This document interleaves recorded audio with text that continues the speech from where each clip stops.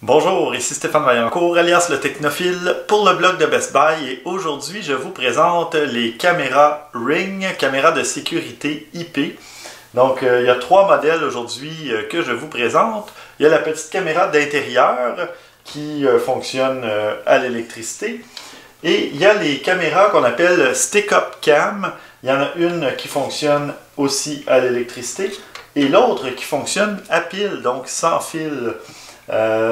Ce sont trois modèles que j'ai testés simultanément pour voir, pour pouvoir vous parler des différences entre chaque modèle, mais aussi des similarités, parce que bon, les trois modèles ne sont pas entièrement différents. Chacun a des petites caractéristiques, mais vous allez voir que les trois peuvent très bien se complémenter à l'intérieur de votre domicile. Donc tout d'abord, les trois appareils se ressemblent beaucoup. Le modèle est similaire, à part la taille peut-être pour la petite caméra d'intérieur, mais on a seulement la petite bande noire qui cache, qui renferme l'objectif. Et la lumière bleue s'allume généralement lorsqu'un mouvement est détecté ou pour indiquer que la caméra est en fonction. Et il y a de petites lumières rouges qui vont s'allumer lorsque la vision nocturne s'active. Et oui, les caméras sont dotées de vision nocturne. Je vous en reparle un tout petit peu plus loin. Toutes les caméras tournent la vidéo à 1080p, donc HD intégrale, très bonne qualité. Et tout ça fonctionne grâce aussi à une application mobile qui est disponible autant sur Android que sur iOS. Donc, celle qui fonctionne à pile, on offre une autonomie d'environ 3 à 6 mois. Donc, la pile se retrouve tout simplement sous l'appareil et il suffit de revisser le socle et la caméra est prête à fonctionner. Les caméras peuvent fonctionner, comme je le mentionnais, pour ces deux-là, à l'intérieur ou à l'extérieur. Le plus petit modèle est une caméra d'intérieur seulement.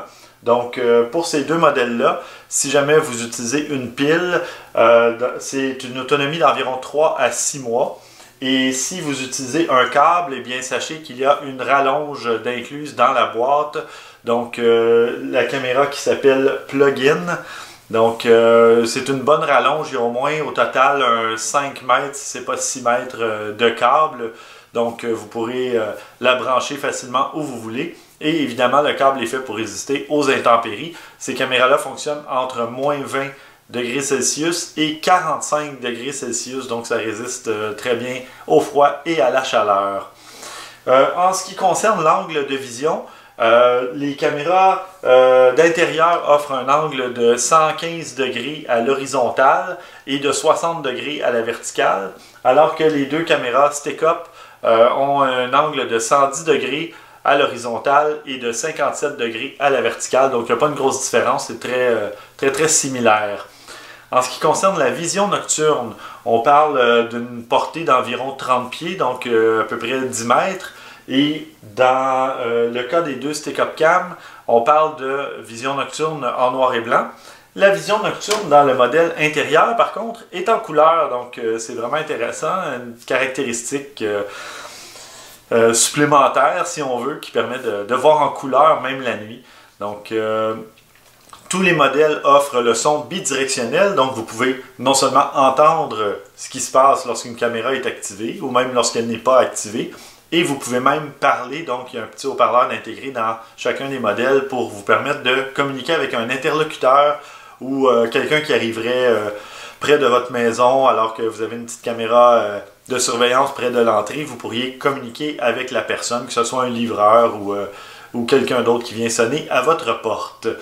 Dans le cas des modèles filaires, donc qui fonctionnent de façon électrique, il y a une sirène d'intégrer. Donc on peut activer la sirène manuellement si on veut faire peur à un intrus. Et évidemment, on peut l'arrêter manuellement aussi. Sinon, elle peut fonctionner durant environ 30 secondes avant de s'éteindre d'elle-même. Sinon, la configuration elle-même se fait très facilement, comme je vous en ai parlé. Il suffit d'installer l'application mobile et dans l'application mobile, vous allez choisir d'ajouter un nouveau modèle. Et puis, si jamais le modèle n'est pas détecté automatiquement lorsque vous le mettez sous tension, lorsque soit que vous le branchez ou que vous mettez la pile rechargée, eh bien, il vous suffit d'appuyer sur un petit bouton et là, ça devrait refaire la synchronisation avec un réseau sans fil.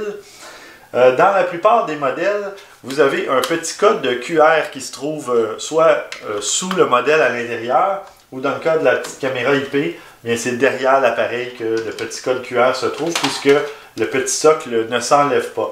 Pourquoi? Parce que cette caméra-là est faite pour reposer sur une tablette dans une bibliothèque ou un endroit qui ne risque pas de bouger à la maison, alors que les deux plus gros modèles sont faits pour être fixés, si vous voulez, sur un mur, une paroi à l'extérieur. Donc, il suffit de dévisser le socle, le pied en dessous, et vous pourrez ensuite le visser à l'arrière pour pouvoir fixer la caméra où vous le voulez. Sinon, on a aussi, au niveau de l'application mobile, après, une fois que l'appareil est configuré, vous lui donnez le nom de la pièce que vous voulez ou du lieu où vous l'avez installé.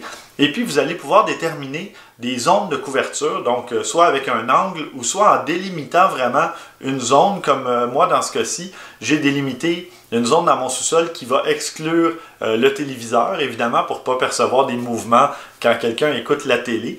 Et puis, je me suis arrangé pour couvrir surtout les zones, disons, soit près des fenêtres ou des portes. Donc, vous pouvez même éviter un passage si vous savez que vos enfants ou les autres membres de votre famille ou votre animal de compagnie même circulent souvent à cet endroit-là.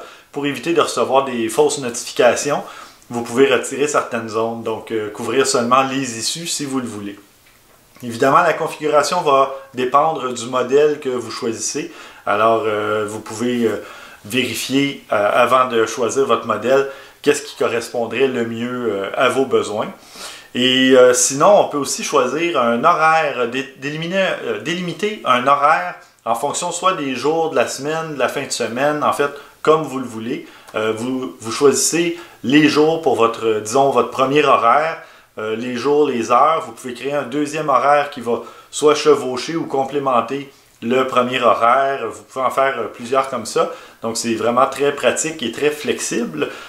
C'est possible aussi de donner un accès invité, si on veut, à quelqu'un d'autre. Vous l'invitez par courriel et la personne va pouvoir recevoir des notifications lorsqu'il y a du mouvement chez vous. Pratique si vous voulez demander à un voisin ou un membre de votre famille de surveiller si vous partez en voyage à un endroit où vous n'aurez peut-être pas d'accès Wi-Fi ou d'accès cellulaire. Donc, ça peut être une option intéressante.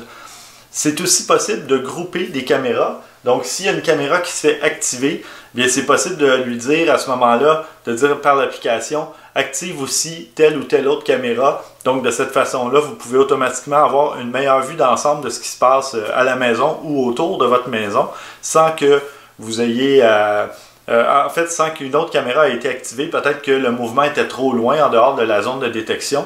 Donc, à ce moment-là, en activant d'autres caméras, à partir de la première qui détecte un mouvement, vous allez pouvoir voir tous les angles que vous voulez. Eh bien, pour avoir accès à un historique aussi des détections, des mouvements, il faut s'abonner. Ring offre un service quand même abordable d'environ 3 $ américains par mois, donc 4 $ canadiens. C'est très abordable, ça fait une quarantaine de dollars par année. Donc, il y a des services plus chers que ça là, pour d'autres modèles que j'ai testés. Donc, très raisonnable et ça vous permet de reculer dans un historique de plusieurs jours. Je pense que c'est au moins 30 jours que l'historique est disponible lorsque vous êtes abonné. Sinon, je crois que c'est limité à 24 heures. Donc, évidemment, si c'est simplement quand vous allez au travail ou chez des parents ou amis, peut-être que vous n'avez pas besoin de l'historique complet. Mais si vous aimez ou si vous avez à vous absenter souvent durant l'année pour des périodes de plusieurs journées, à ce moment-là, peut-être que ça vaut l'investissement de vous abonner et d'avoir ainsi accès à vos notifications pour revenir en arrière de plusieurs jours. Alors voilà, ça fait le tour des caméras Ring de sécurité. Je vous invite à lire ma critique complète sur le blog de Best Buy pour y trouver d'autres caractéristiques techniques et photos de produits.